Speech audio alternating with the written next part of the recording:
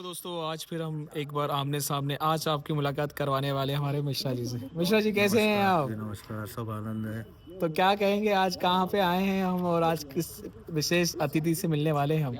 आज हम अपने परम मित्र मनीष कारा जी के निवास स्थान पे हम्म, मौजूद हैं। हाँ हाँ।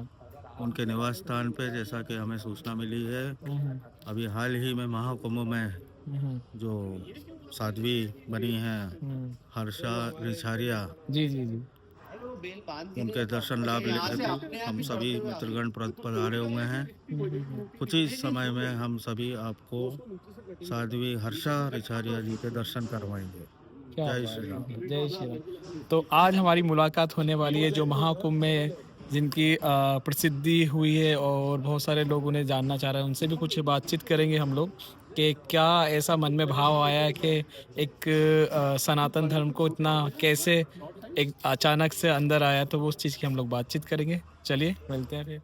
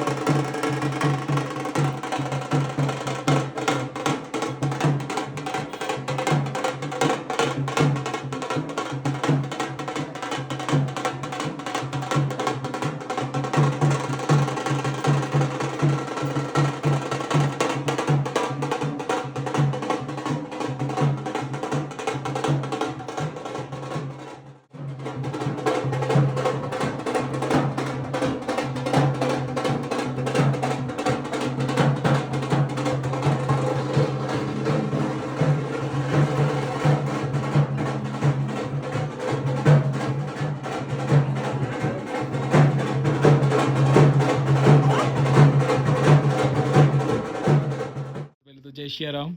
जय श्री राम। तो अभी जैसे कुंभ का दौरा मतलब एक तरीके से जब गए हैं आप कुंभ, और किस तरीके से लोगों ने आपको पहचाना जाना और कैसे चेंजिंग आए, तो आप हमें बताइए कि क्योंकि ये जनरेशन है, जो यूथ है अभी सनातन धर्म और जो हमारा कल्चर है उससे थोड़ा दूर जा रहा है, तो उससे आप कैसे हमारे एकदम हिंदुत्व के कनेक्शन में कितना कनेक्ट हो गया है और कैसा हमारा सनातन धर्म के बारे में मैं थोड़ा जानना चाहता हूँ आपसे। देखिए, यूथ इसलिए हमारी संस्कृति और धर्म से अलग हो रहा है क्योंकि कहीं ना कहीं उसकी शुरुआत उनके माता पिता कर रहे हैं। सही ठीक बात है, है, तो हम बिल्कुल। अपने घर में क्या बच्चों को सिखा रहे हैं, कैसे जी उनकी जी परवरिश कर रहे हैं, ये बहुत ज्यादा अहमियत रखता है।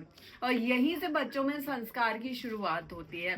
अब मैं जिस तरह बड़ी हुई हूँ, मुझे याद है कि जिस तरह पापा मुझे दादी के पास ले जाते थे, जी और जी जी। क्योंकि मेरी दादी गांव में, पूरे गांव में वो पूजा पाठ करवाती हाँ थी, हाँ। तो कार्तिक का एक महीना, माघ का एक महीना मैं दादी के साथ रही हूँ बचपन से। वो पूजा पाठ पूरा देखे हैं कि किस जी तरह जी जी। होते हैं, वही देख के मैं बड़ी हुई हूँ।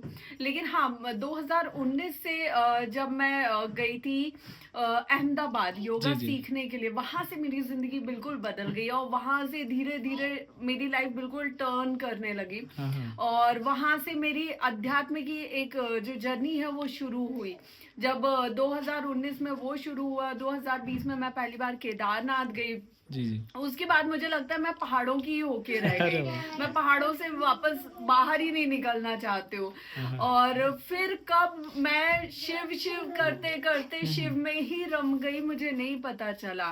क्या बात है। और मेरी जिंदगी में महादेव का बहुत बड़ा आशीर्वाद हमेशा से रहा है, और अब जो आशीर्वाद हुआ है वो तो सबको दिख रहा है। जी जी जी, बिल्कुल। मैं कभी भी मंदिर सिर्फ जाती नहीं हूँ।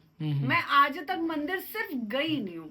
जी मैं अगर मंदिर जाती हूँ, मैं और लोगों को भी बोलती हूँ कि आप मंदिर गए हो ना, आप आरती अटेंड करके या दर्शन करके जी जी। एटलीस्ट वहां पे 15-20 मिनट बैठो। बिल्कुल। आप या तो आंखें खोल के बैठो, आपके सामने जो है उनको आप निहारो, उनसे आप और अपने मन में हर चीज का चिंतन करो कि क्या आपकी लाइफ में चल रहा है, जी आपको क्या चाहिए है। ईश्वर आपको किस दिशा में ले जा रहे हैं, आपको किस दिशा की तरफ बढ़ना है, ये सवाल जवाब आप उनसे करो। क्योंकि आज के टाइम में ना सही है। आप यहाँ 50 लोगों के बीच बैठ के अपनी अगर प्रॉब्लम डिस्कस करोगे, या आप ये सोचोगे कि यार मेरी लाइफ में ये कंफ्यूजन चल रहा है, मुझे नहीं समझ में आ रहा है कहाँ जाना है, जी जी तो वो उनमें से कुछ लोग आपका मजाक बनाएंगे आपके पीठ पीछे, और बिल्कुल। कुछ लोग जो आपके मुंह पे आपके सामने आपको दिशा निर्देशन करेंगे भी ना, वो सही हो ये जरूरी नहीं है। सही वो बात है। कुछ बोलेंगे लेकिन आपके मन में फिर भी चलेगा कि नहीं ये बोल तो ठीक रहे हैं लेकिन मुझे इस दिशा में नहीं जाना है। सही तो है। उससे बेहतर है कि उनके पास जाके बात करो जिन्होंने इस सृष्टि का निर्माण किया है, जिनसे ये सृष्टि की संरचना हो गया और सृष्टि चल रही है। जब आप उनसे बात करोगे, उनके सामने अपने कंफ्यूजन्स रखोगे, उनके सामने अपनी समस्याएं रखोगे, तो मैं कह रही हूँ कि अगली सुबह जब आप सो के उठोगे ना, हर समस्या का समाधान आपको मिलेगा। मतलब मुझे तो हमेशा मिला है। सही बात है। और जो भी आपके इष्ट देव हो, जिसके जो भी हो, जो भी आप जिसको भी मानते हो, आप उसको बस समर्पित कर दो अपनी पूरी जिंदगी, अपने सुख, अपने दुख, अपनी हंसी में, अपनी तकलीफों में, सिर्फ उसको याद रखो। और जब आप अपनी पूरी जिंदगी उनको समर्पित कर दोगे, अपने इष्ट को समर्पित कर दोगे, मैं कह रही हूँ दुनिया में कोई ऐसी समस्या इतनी बड़ी पैदा नहीं हुई है जो आपका बाल भी बांका कर पाए। वाह वाह क्या बात है। तो लेकिन एकदम जैसे आप जैसे हमने जितना सुना है कि आप एकदम ग्लैमर फील्ड से एक सनातन की ओर एकदम अचानक से 2019 आप बता रहे हो, धीरे धीरे पता चला। तो जैसे महाकुंभ जैसे इतना बड़ा 144 साल बोला गया है और बताया गया कि भाई इस स्नान का क्या महत्व है, तो उसमें एकदम अचानक ऐसा क्या हुआ, मतलब ऐसा क्या अंदर से जागा कि मतलब सनातन की ओर इतना आगे आ गए आप? नहीं, देखिए जिंदगी में कभी भी कोई चीज अचानक नहीं होती। कोई सही भी बीज होता है वो धीरे धीरे ही बड़ा पौधा बनता है, फिर पेड़ बनता है और फिर फल देता है। सही बात। मेरे सफर की जो सही मायने में जो शुरुआत है वो 2019 से हुई, और उसके बाद मैं उस तरफ डाइवर्ट होती गई, मेरी जिंदगी बिल्कुल टर्न लेती गई। और कुंभ में मुझे जाना था क्योंकि 2004 के उज्जैन कुंभ में मैं गई थी, 2016 के सिंहस्थ महाकुंभ में भी मैं गई थी। अरे वाह। तो इस कुंभ में भी मुझे जाना था। मतलब कुंभ के लिए तो मैं पहले से तैयार रहती हूँ, और जब जब महादेव की इतनी कृपा है कि जब जब मैं कुंभ में गई हूँ, मेरी जिंदगी में महादेव ने अपना आशीर्वाद दिखाया ही है, और बहुत से बदलाव मेरी जिंदगी में लेके आई है।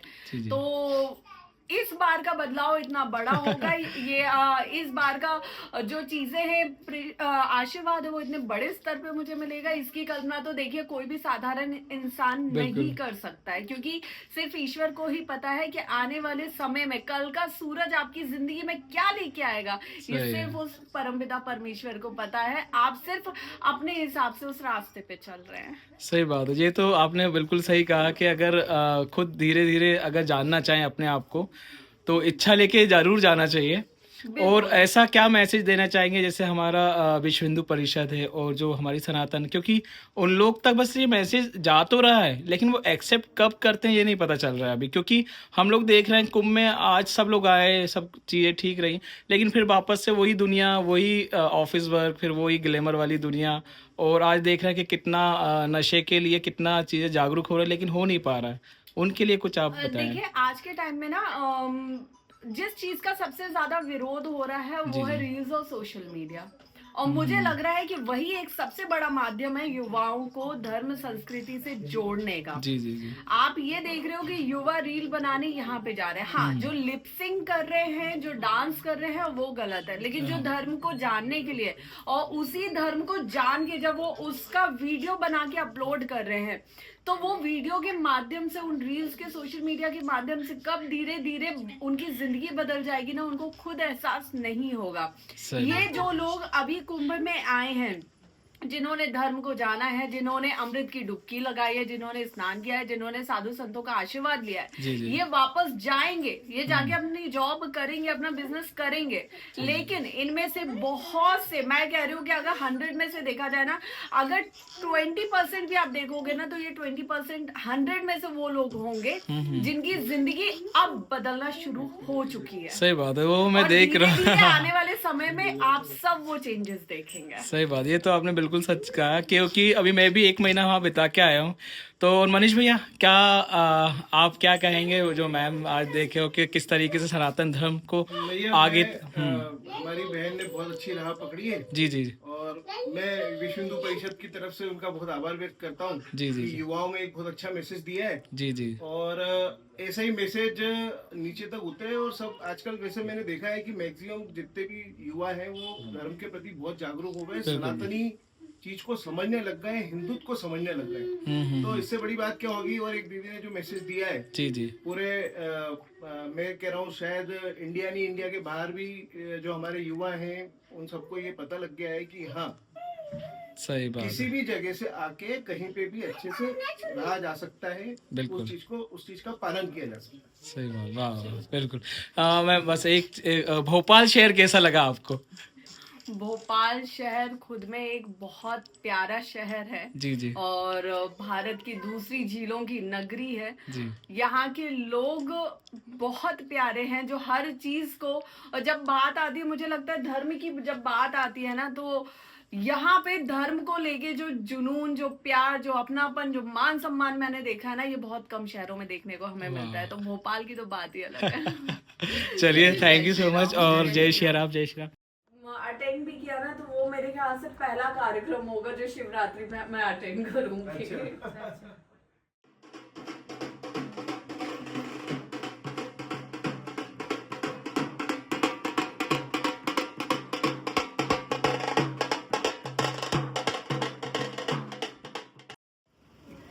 दोबारा फिर जो है बिल्कुल बिल्कुल अपन बना मैं देंगे ना। आपको पूरा वीडियो भेजूंगा।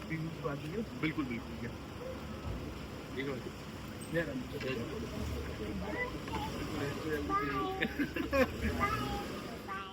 क्या नाम है आपका?